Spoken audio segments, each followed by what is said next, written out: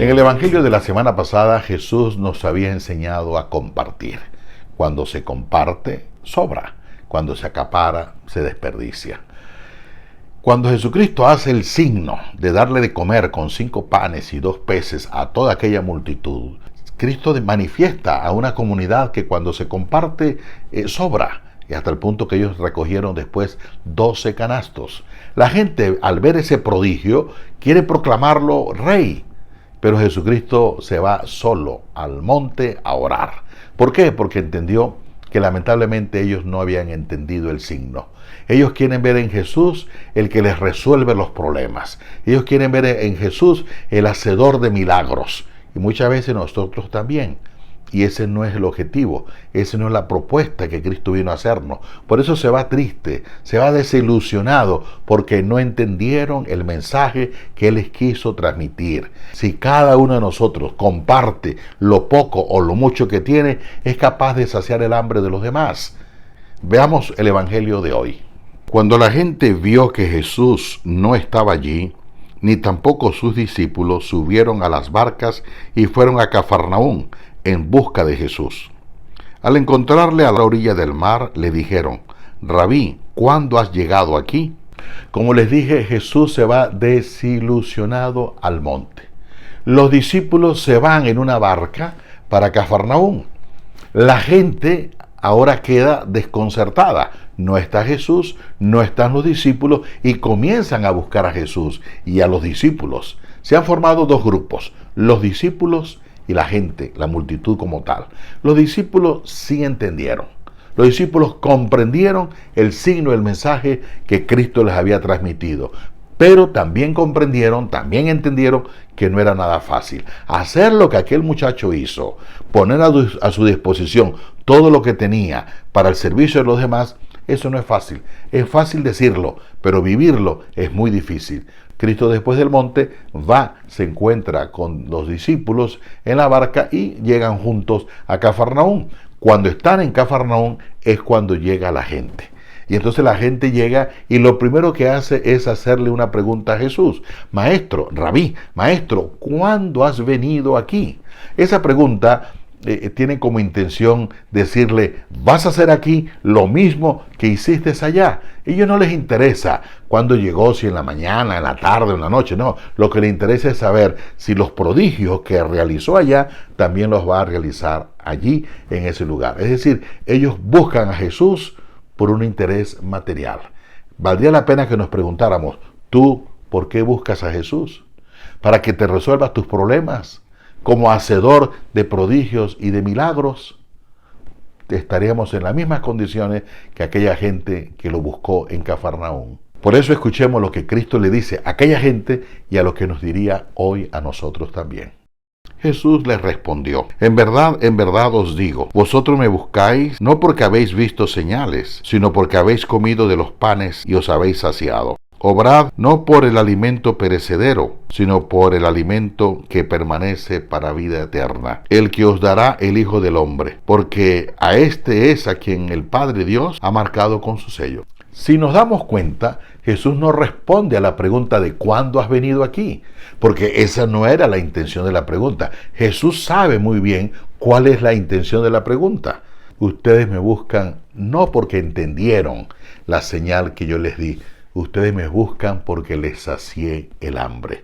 Es decir, ustedes no me buscan a mí. Ustedes lo que buscan son los panes y los peces. Valdría hacernos la pregunta hoy: ¿por qué tú buscas a Jesús? ¿Por qué buscamos a Jesús? Para que nos ayude ante nuestros problemas y ante nuestras dificultades. Jesús nos lo dice bien claro: no busquen en mí lo que yo no he venido a darles. No busquen de mí el alimento que perece. Busquen de mí el alimento que no perece, el que da la vida eterna. En lugar de pedir tantas cosas materiales, ¿por qué no le pedimos a Dios que nos dé luz para poder entender tantas cosas que no entendemos? Para equivocarnos menos, para no cometer los errores que solemos cometer. ¿Por qué no pedirle a Dios que nos dé la capacidad de amar y de aceptar a mi compañero de estudio, de trabajo o a mi vecino?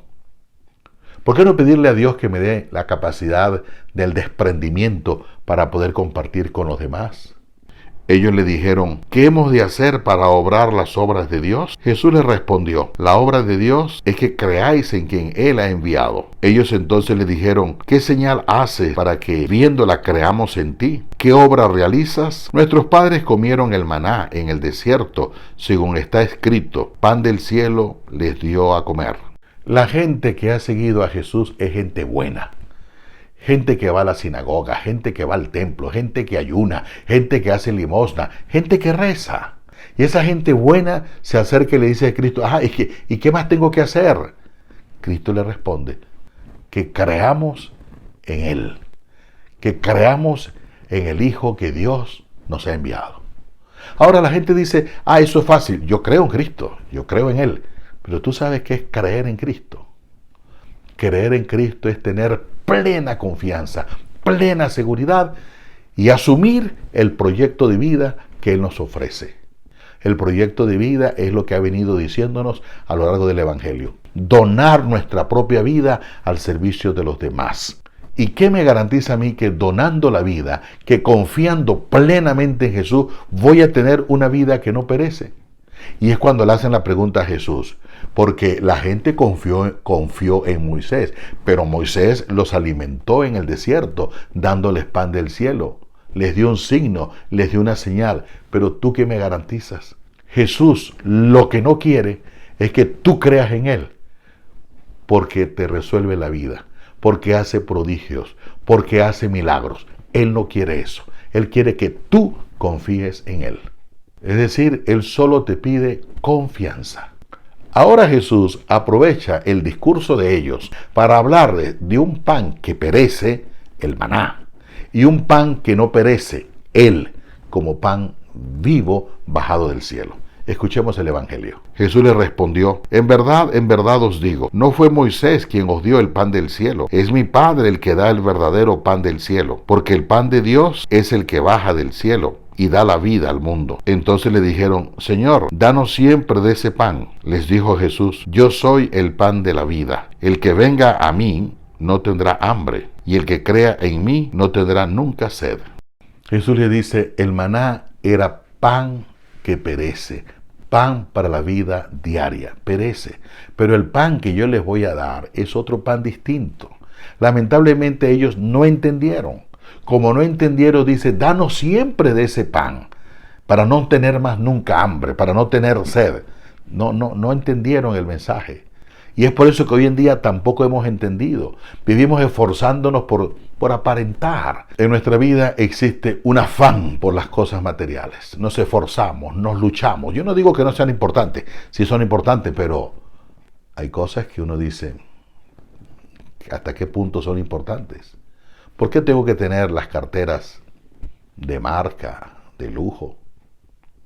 ¿Por qué tengo que comprarme el teléfono del año o el carro último modelo? ¿Y cómo nos esforzamos por obtener esas cosas? Y al final descubrimos que estamos tan infelices, tan insatisfechos como cuando no las teníamos. ¿Cuánta gente no hay que fue bueno en lo que hacía? Y al final ahora te jubilaste y quedaste abandonado, nadie te toma en cuenta y ni siquiera los hijos te llaman por teléfono. ¿Cuánta gente no hay que su objetivo era leer, leer y leer, era su pasión, era lo que le llenaba y poco a poco fue perdiendo la vista y ya no puede leer?